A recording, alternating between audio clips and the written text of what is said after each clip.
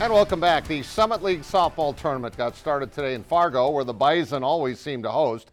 And the Jackrabbits of South Dakota State took on North Dakota today for the right to play the Bison tomorrow. And they got a great effort on the mound. Look at that changeup by Kendra Kennard. That thing just floated in there. She had a no-hitter going into the fifth inning. And when her team did this, she was pretty confident with that no-hitter because Paige Gertis rips one to left field off the wall. That's going to score 2 runs. Bailey Jansen and Yanni Ponce score. That makes it a 4-0 lead. Now, North Dakota State would get on, or North Dakota would get on the board in the fifth inning and break up that no-hitter with a line drive to left field that scored a couple of runs, but the final out was made at third base. Let's go to your scoreboard. Final score, 4-2. South Dakota State wins it.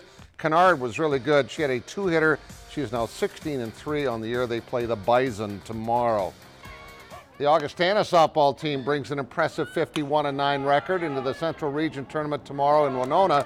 Greta Melstead talked about the awesome pitching staff she had yesterday, but Shannon Peterson has been here 4 years, and she talks about why they are the 3rd best hitting team in Division II. We prepare well for the games. Our coaches do a really good job scouting and letting us know what pitchers we're going to face.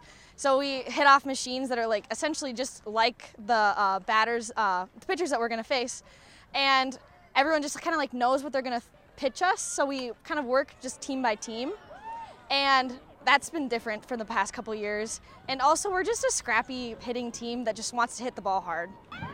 They're hitting the ball hard. 357 as a team. That's a ridiculous number. They're also 9th in the country in home runs. So clearly the new strategy is working for the number 2 seeded Augustana Vikings. And here's who they play again tomorrow. Missouri Western. Winona State takes on St. Cloud in that other game in this particular region. This is Central Region 2. There's 2 of them going on at the same time. And now here's Brandon Green with your Billion Automotive Plays of the Week. Former Kyle Emily Grove wins the women's pole vault at the Dakota Relays unattached at a height of 14 feet and 11 inches to break the record.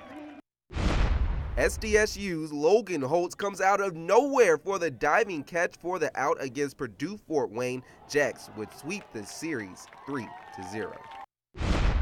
Augustana breaks their women's school record for the 4x100 meter relays as anchor Callie DeWitt brings the Vikings in with a time of 46.54 seconds.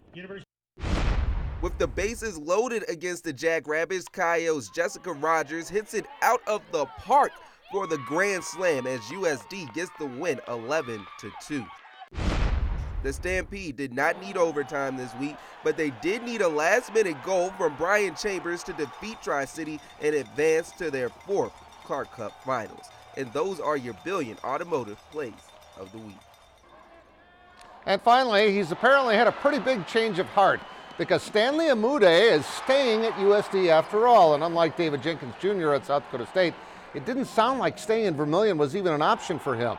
But in a tweet this morning, he said he talked with Todd Lee and his teammates, and he is going to remain at USD where he had a breakout season. He was a first-team all-conference player and says he's excited to stay and help his team win a Summit League title and play in the NCAA tournament. So it's been a good few days with the addition of A.J. Plitzawhite from Augustana and now Stanley Amude saying he's back in Vermilion. We'll be right back.